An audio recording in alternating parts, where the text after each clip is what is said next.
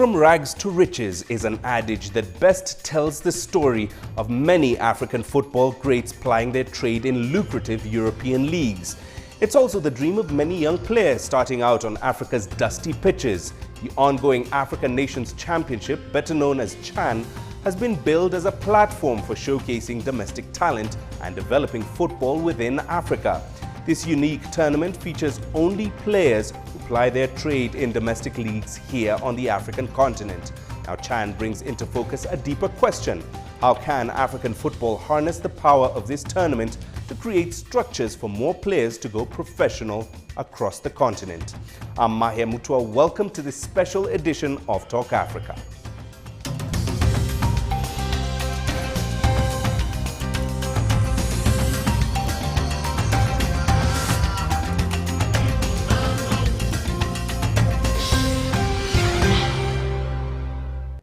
Now, many young African footballers dream of eventually going professional, but it does remain a challenging journey for most. Before we begin our discussion, my colleague Michael Baleke brings us more from Uganda. It's just a regular afternoon training session, but this year the mood feels different. With CHAN coming to Uganda, every run, every shot carries new weight and renewed ambition. Obviously, it's very inspirational for me. So I see players from here, like Alan Okelo, local best players here in Uganda and all over Africa play. So it's a very great experience here, and I'm ready to see and learn a lot from it. For these young players, CHAN is more than just a tournament. It's proof that dreams born on fields like this can lead to something bigger. To me, it's a very great opportunity because I'll get a chance to see other outside country players, whereby, and also CHAN is promoting local players, whereby I dream of being one of them in next generation. Playing with my colleagues, it is so interesting because when I look at them, they also have a dream like me. They're also chasing their dreams, so they're always serious when they come in the pitch. They also give me that challenge. So I believe if I keep on working with them, if we keep on pushing as a team, one day we are going to achieve our dream. Many of these players know that CHAN has been a launchpad for others before them. Players who also started out in grassroots football just like this. You can feel the energy right here on this dusty pitch where raw talent meets big dreams. For these young players, CHAN isn't just a tournament on TV. It's something they now picture themselves a part of. And with Uganda hosting, there's real motivation out here that one day one of them could wear the national jersey. Their coach, Juma Sechizivu, says the tournament is already reshaping how his players see the game and themselves. But challenges off the pitch remain. Many promising players are from poor backgrounds and cannot afford access to formal football academies. Good players come from poor families, so they can't afford to go to those academies, like as you see Proline. Very many academies that are good, but they are very expensive to join. So if a player is talented, is poor, he cannot join that. So the challenges we get here when they grow up, we take a lot of time to teach them football because they haven't passed through those drills. CHAN will unite teams from across the continent, all made up of players discovered in their local leagues. And while these university hopefuls won't be on the pitch this year, their focus remains on the future. Because if CHAN can come home, maybe one day, some of these players will achieve their goal of competing at a higher level. Michael Baleke, CGTN, Kampala.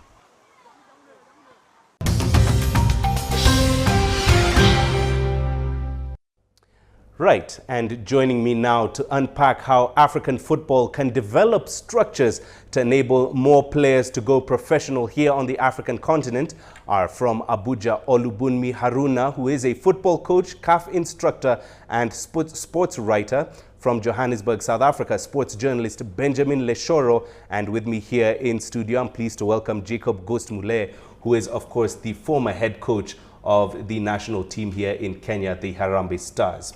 Also joining me in studio, I'm pleased to have the best players of the 2025 Dream Building Service Association Football Tournament. Welcome everyone to the program. Thank you. Right. Let's begin the discussion talking about the African Nations Championship. Benjamin, I'll bring you in here in South Africa. What exactly is the African Nations Championship, and why is it such an important tournament for African football? Well, the African Nations Championship, or shortly or colloquially known as CHAN, is a tournament often referred to as the second tier of the African, or the biggest tournament in African football in terms of international football. You know, there's the AFCON, which is the Africa Cup of Nations, and what is considered the second tier is the CHAN tournament. And apart from the obvious purpose of this tournament, which is to get players to showcase their talent and to get eyeballs on them, whether it's scouts, whether it's football fans, talkability basically about their talent, so they can get contracts, big money moves, big money contracts elsewhere away from where they are.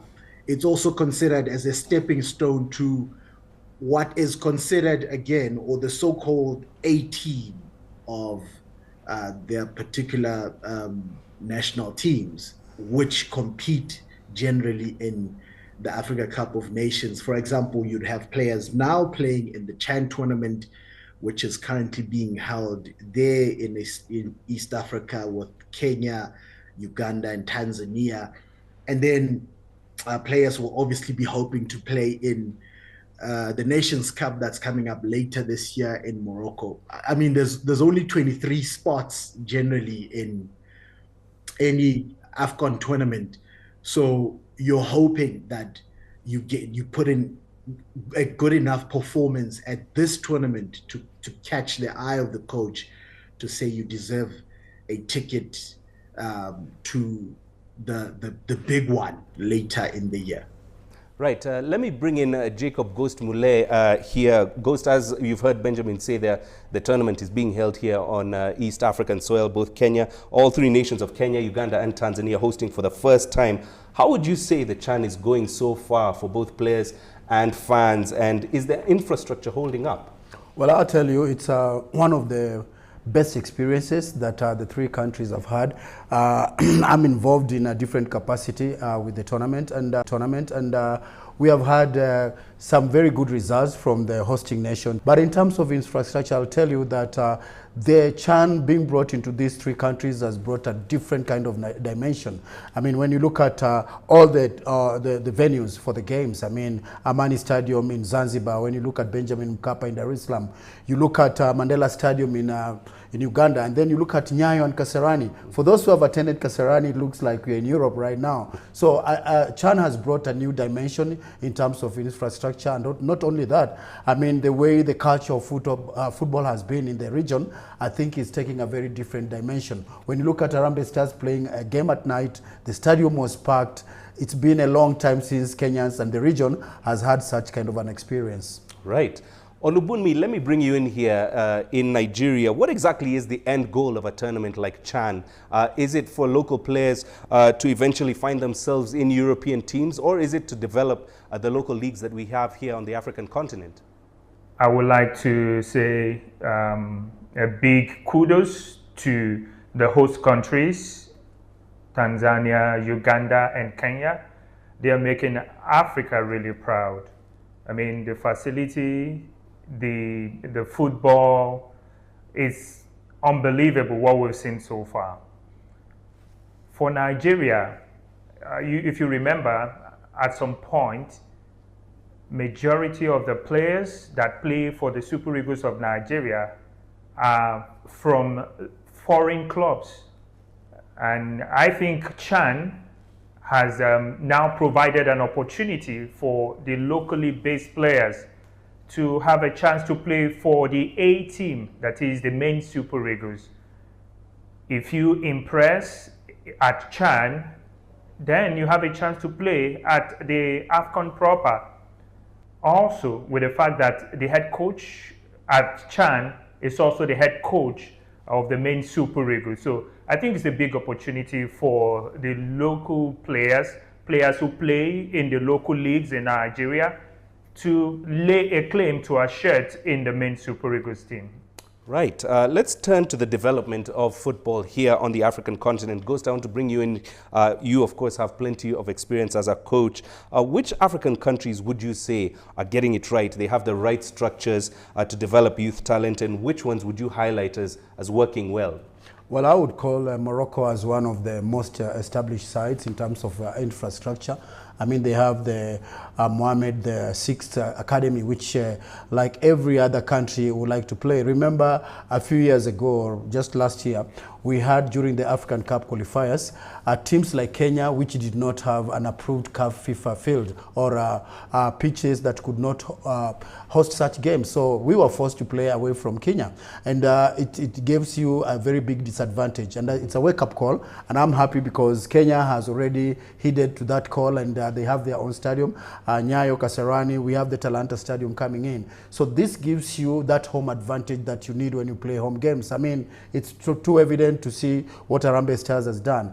The other country that has the structures right is South Africa. Of course, having hosted the World Cup in 2010 shows you that they can still hold another World Cup in that country. I would say teams like Cameroon, with the very big in terms of player prowess, in terms of international football, in terms of infrastructure, I don't think they have really pushed it to the level that is needed. Tunisia, Algeria are countries that have also shown their strength. But I'm happy that the East African region is a wake-up call, and you cannot refuse to mention a country like Rwanda. It's a small country, but when you look at the infrastructure, not only in football, when you look at the basketball, the NBA now is going there, it shows you the seriousness of the region in terms of infrastructure. And you have to look at FIFA. With their forward program, they have invested around $118 million in African football for 2016 to 2022. Right. CAF is also coming in a big way, and having CAF President Dr. Musepe, he has brought in the Super Cup, which you earn $100 million. That's a lot of money. So it's showing you that Africa is moving forward in terms of football infrastructure and also in terms of development.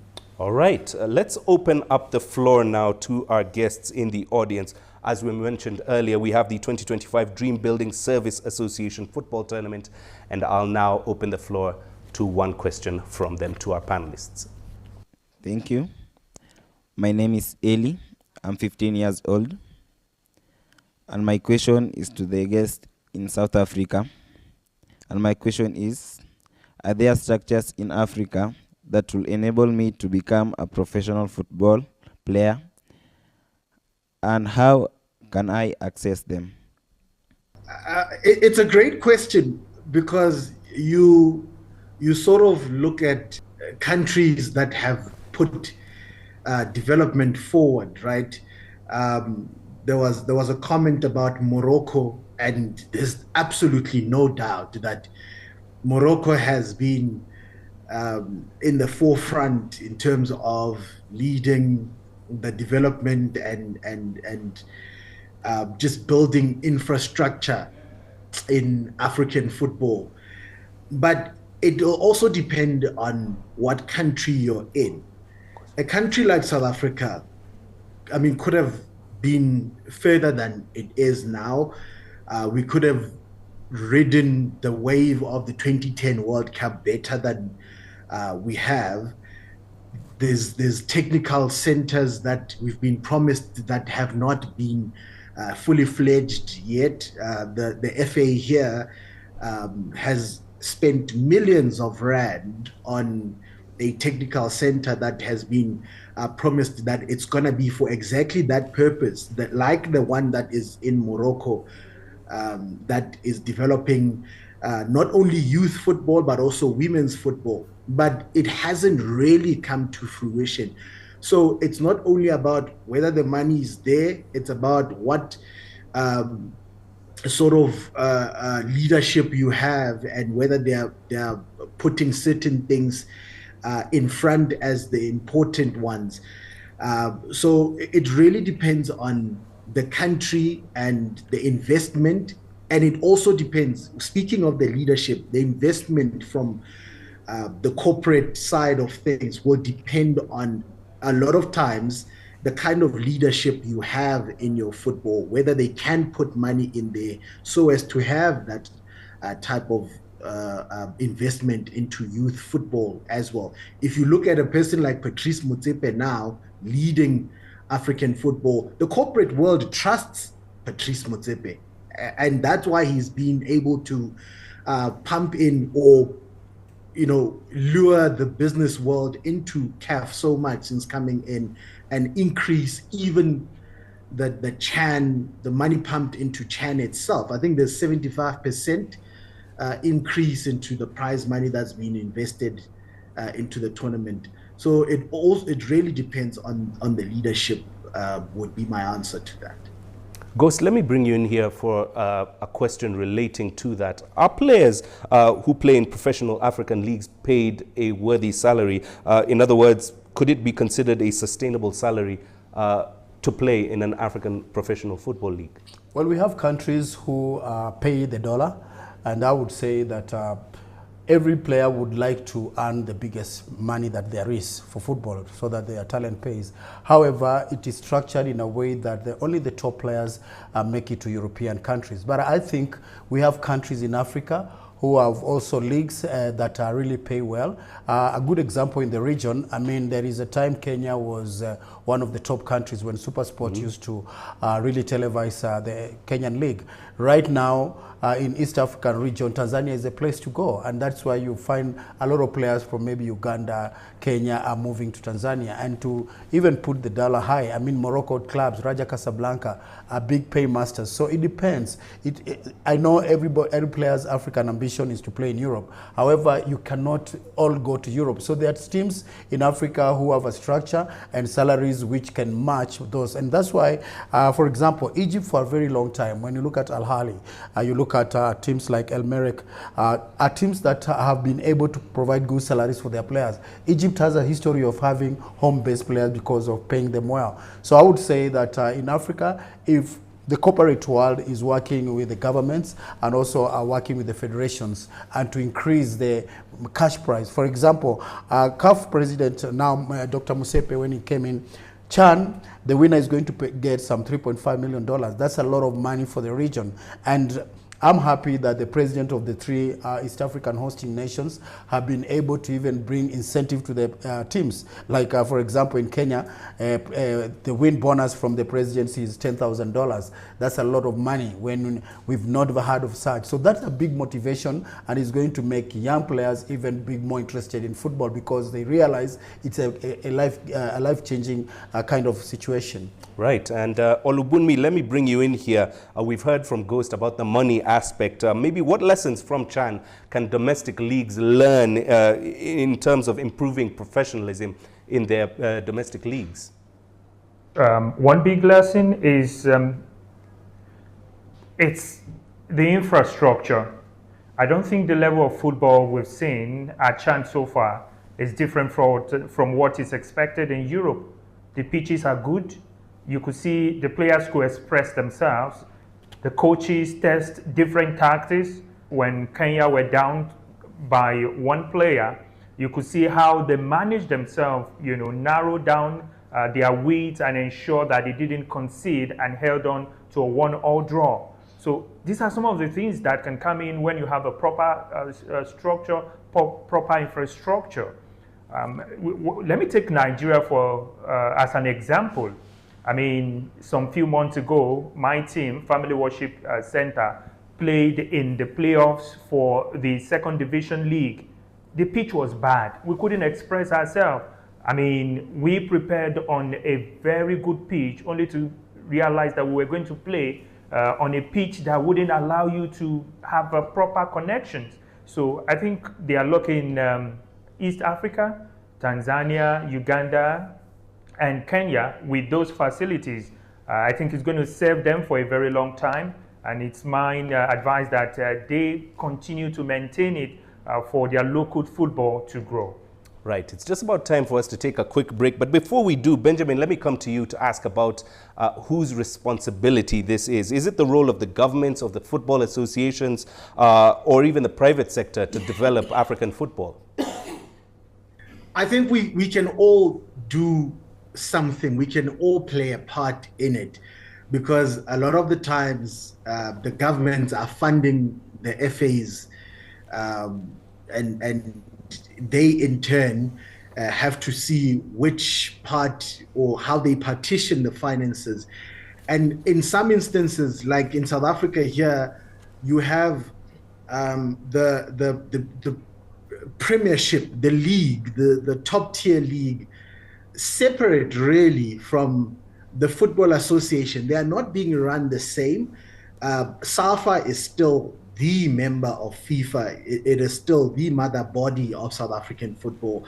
But the PSL, the Premier Soccer League here, is a separate entity. So you sort of get different centers of power who play different roles within a the football development. So they can get their own finances. SAFA can get finances for the junior national teams. The government can also chip in with the grants that are being given. So it can be several countries. If the government has the coffers, in their coffers, the finances to fund football development, everyone can chip in and play their part. Right, and Coach, speaking still on development, how does a tournament like CHAN develop the local coaching departments, the domestic coaching talent, as well as technical benches? Well, I think it's a stage where, first of all, you test your local league. Because all these players are playing in the local league, and it's a measure of how far or how good your local league is. And in terms of development also, you want to see the modern trends in football. I know that CAF has already sent a technical committee here to be able to monitor and make statistics about how the CHAN is moving on. So it's also an opportunity for the local-based players to gauge their level with their counterparts. And it's a very interesting tournament. And at the moment right now, the tournament has started. You can never say who are the favorites and what's going to happen. It's a very interesting kind of CHAN. All right. Well, we're going to take a short break now, and when we come back, we'll continue our discussion on how to develop more avenues for young African footballers to fulfill their dreams. Do stay with us. This is Talk Africa.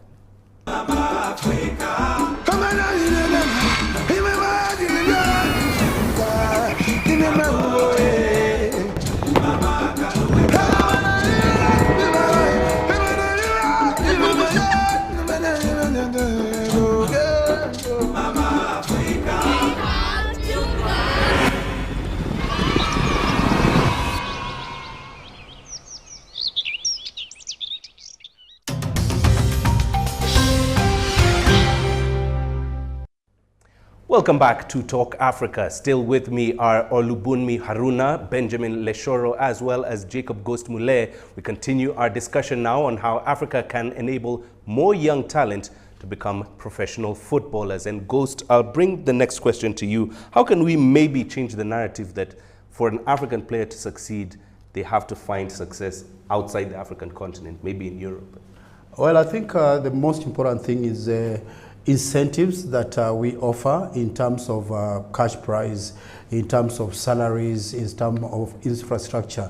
And infrastructure is one of the areas that need to be enhanced, because when you look at the facilities like my counterpart in Nigeria was talking about, you don't expect good football on a bad pitch. Mm-hmm. And that's why CAF has insisted on upgrade on the stadiums, because when you look at Nyayo Stadium, when you look at Kasarani, and I was there, I mean, it's been made that possible by a Kenyan. That means that even our own country, we have professionals who can bring facilities up to the grade that they are needed. And the players, they need good facilities also to be able to develop well, because if we can be able to develop our players from that tender age, then we can be able to create big players who are playing in African football. But you have to have incentive to have them play in your country. Otherwise, everybody is looking for the big buck. Right, and Olubunmi, let me bring you in here.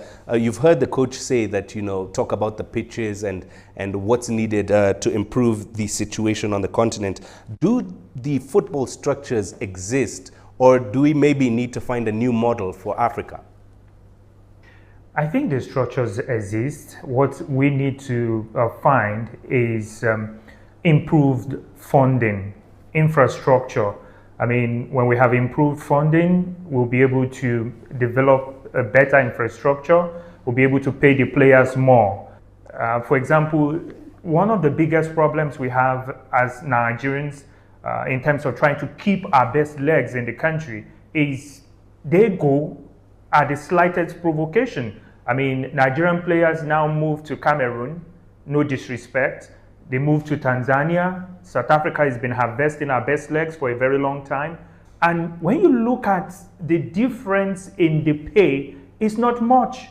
As a player, I would think I would prefer to stay home with my family, closer to my family, if I can earn something that can keep me. But again, you look at it, the infrastructure is better, maybe in South Africa, better in Tanzania. I was in Tanzania about 5 or 6 years ago. I was at Azam. I saw firsthand what Azam was doing. I mean, I've also been to South Africa. I've also been to Europe. Just recently, I was back from Portugal, took a team to the IBA Cup.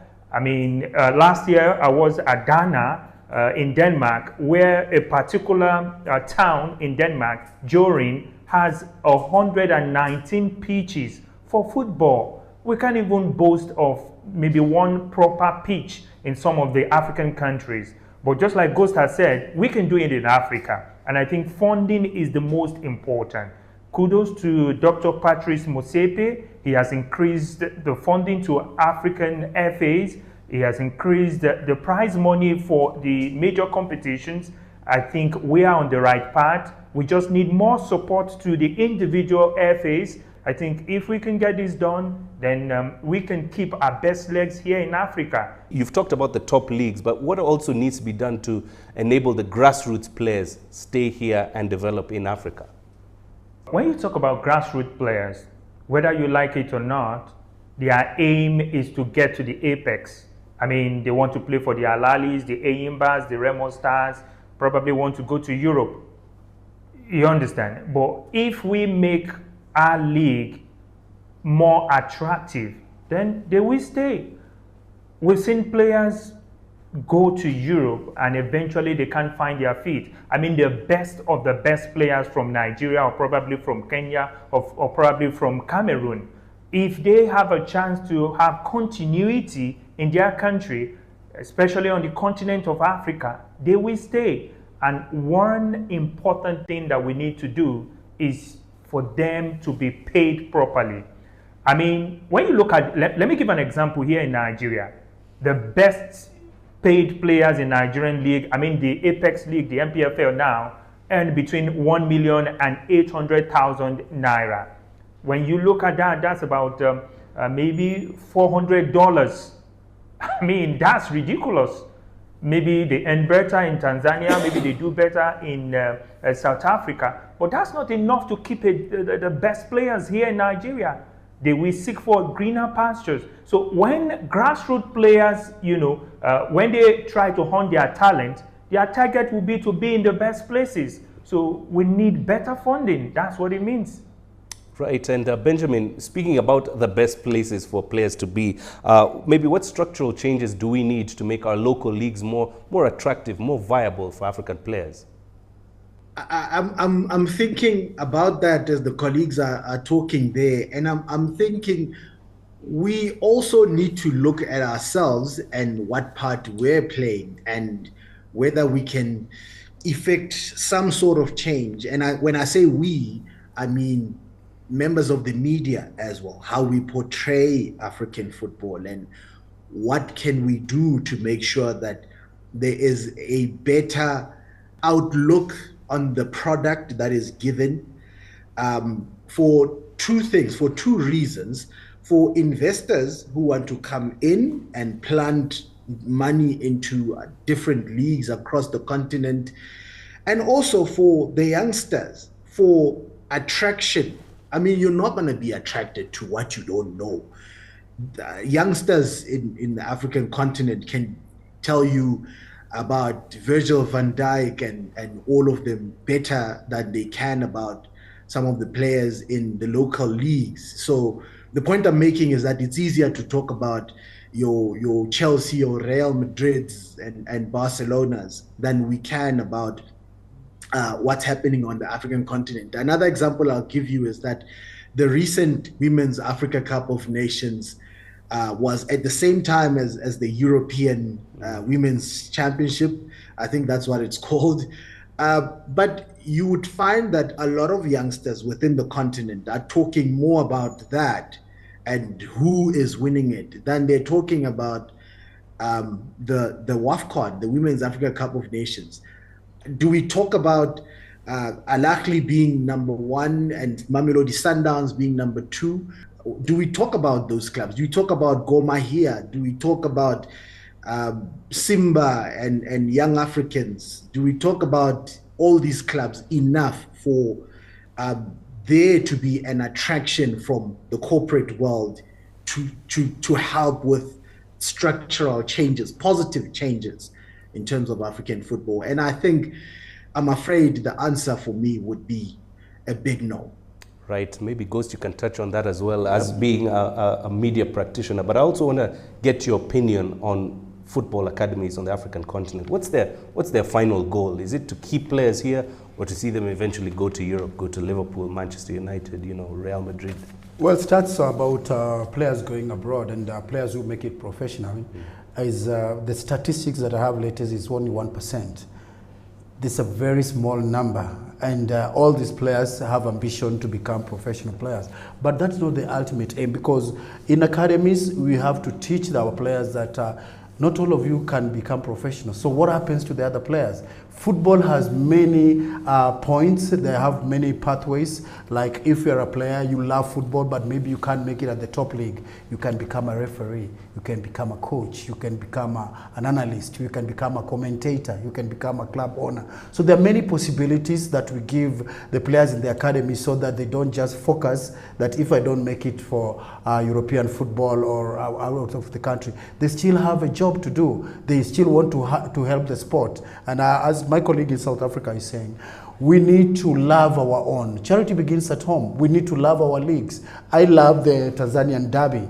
It's become a derby that all over the world is being talked about. However, we also need to promote our own, because I ask a lot of players, for instance in Kenya, which is your best player? And the word that is coming out is a player from abroad. Ask him, do you know the striker for Harambee Stars? They don't know. I don't blame them. I want to say also, it is our responsibility as leaders of football, as journalists, as people, to be able to promote our own. Every time we talk about our own first before talking about abroad leagues, because we have to own our own leagues. All right. I'll now open the panel up to our guests on the floor. Once again, the 2025 Dream Building Service Association Football Tournament for our second question. My name is Dorcas. I'm 15 years old and I love playing football. My question goes to Ghost. Who can provide for us the resources and facilities that can help us nurture our talents and achieve our football dreams? Well, good question that you're asking. We have, I think, 4 tiers. Number 1 is the responsibility of the Football Federation of Kenya to be able to put structures correctly so that we can be able to do the technical part of the game. However, we also need the government support in terms of infrastructure, the facilities. Like right now we have seen the upgrade of the stadiums that are being used in the Chan. However, we need to expand it maybe to the county levels. All counties need to build stadiums that are actually to standard that CAF has provided right now, because that is number 1. Number 2, also, we need the private sector to come in terms of sponsorship. I'm happy that the government has given some tax relief for companies who want to support sport. So it's a combination of many factors, and for the federation is to provide for the technical expertise so that we can be able to give you the kind of training that is needed from a tender age. We start our training very late, because I will tell you clearly that a good footballer who is going to make it at the top level should start their training at age 5 or 6 so that they can have the basic foundation, and then by they reach 14 years, you should be able to have finished the foundation. I mean, if you top coach Arsene Wenger said, building a player is like building a house. So the foundation starts at that 5 years to 6 years. By the time you are 14, the foundation is good. So that you as a player, you are able to do anything you want with the ball. So that from that age, now we start talking about technical and competition. Okay. Let me bring in the coach of this team as well. You've been a youth coach, I believe, for 5 years. What do grassroots football teams maybe need the most to help them grow and nurture talent like you're seeing here in Kenya? Thank you very much for this wonderful opportunity. I appreciate for the love of football. My name is Paulo Nyach. I am a champion of girls football and also a youth coach. I work with DBSA, that is Dream Building Service Association. And my plea is that if we can have the facilities come to the grassroots from the top. You know, like today we have CHAN, but now we look at only the best players. What about the production? Who produces these best players? So it starts from the younger age. So if we can work with schools, we can work with community teams, then we also promote capacity building to our coaches, because you can be given a tool to use, but if you don't know how to use the tool, then it is now useless. So it's on facilities and also on capacity building. This will promote our football in Kenya and in Africa. Thank you. All right, fascinating. Benjamin, let me come back to you in South Africa. Is the answer here privatization? Should leagues be privatized more, or should governments be pulling up their socks here and supporting the federations? Well, I spoke about it. I touched on it a little bit earlier also, that I know there's leagues around the continent as well, which are run by the federations themselves, but there's also leagues that are, sort of privately run, semi, not fully, because they still answer to the tune of the national federation as well. But also, the government is also the one with whom the buck stops, and they should really invest, according to me, in their local leagues, their local football. And going back to Morocco, one of the things that the Moroccan government did is that they obligated clubs to have youth structures, to set up youth structures. So it was an obligation, sort of like a club licensing type of thing. You cannot just come when the nation's cup, comes up every 2 years, and you expect your national team to be doing well. That time, your local leagues are not doing well. You've got to give, to expect something.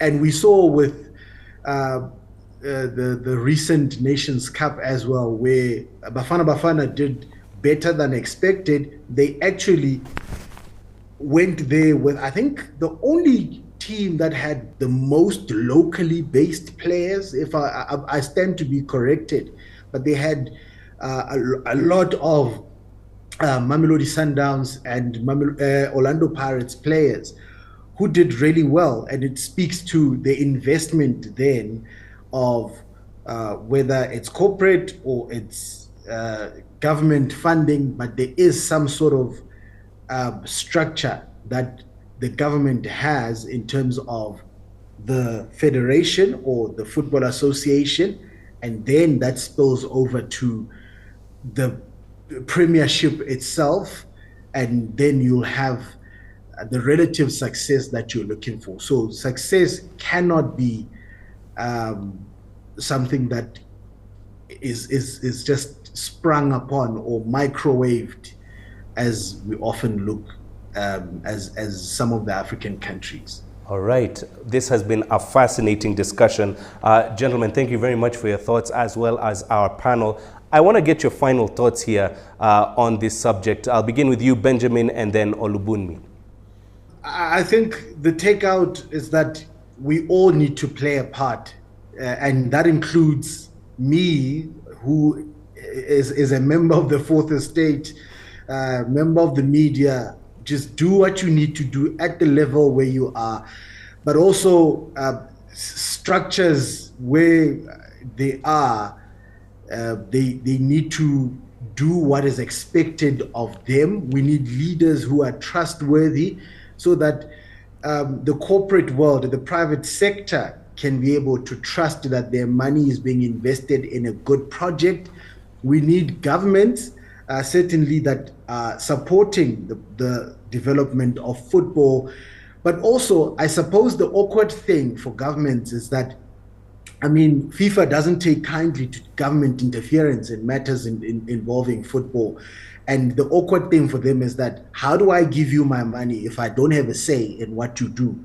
It's one of the awkward things that we have to find a way around. I think Kenya, if I'm not mistaken, found itself with in trouble with FIFA a couple of years ago. Zimbabwe has also been or irked FIFA recently. So it's an awkward thing, but I really do think governments, private sector, the football associations, and the Premier Leagues, so to speak, here in Africa have to work together for the betterment of African football. Right. Olubunmi, your final thoughts. We need to follow in the footsteps of FIFA, which is what CAF is already doing. I mean, providing level playing ground for African FAs, you know, increase in monetary rewards, like we see in the current CHAN, about 72% increase in the prize money. I think these need to also reflect in how the FAs, like the Nigeria Football Federation, like SAFA, like how they conduct their competitions. I mean, the NPFL, I mean, the NNL in Nigeria. Also, I think, just like some of the panelists have said, the media also need to take concrete step, I mean, genuine step in promoting Africa. I think if we do all these, we'll have a better, you know, football in Africa. Right. And finally, your thoughts, Jacob Gosmule. Well, I think Africa is still a sleeping giant in terms of talent. We have a lot of talent here, but we have not given the facilities to be able to enhance that talent to the top level. And my thinking is that the government is involved, the federation with the transparency, accountability. Then we have the private sector coming to join in. And also, as the fourth estate has a responsibility, of course, to highlight areas of improvement and to be very honest with ourselves. I think we need to borrow a leaf from a country like Morocco, who has gotten it right. And it's not an accident that they were in the quarterfinals or in the semifinals of the World Cup. The more you invest and the more you become transparent is the way your football develops. So other countries can borrow a cue from Morocco, and I think that will propel us to another level. All right. And that's all for this special edition of Talk Africa. A big thank you to my guests, Olubunmi Haruna, football coach, CAF instructor, and sports writer, as well as sports journalist Benjamin Leshoro. We also have Jacob Gosmule, former head coach of the Kenya national football team, and the players and coach of the 2025 Dream Building Service Association football tournament. Do remember you can be a part of this conversation online through our social media handles on both Facebook and X. You can also catch the show on our YouTube playlist.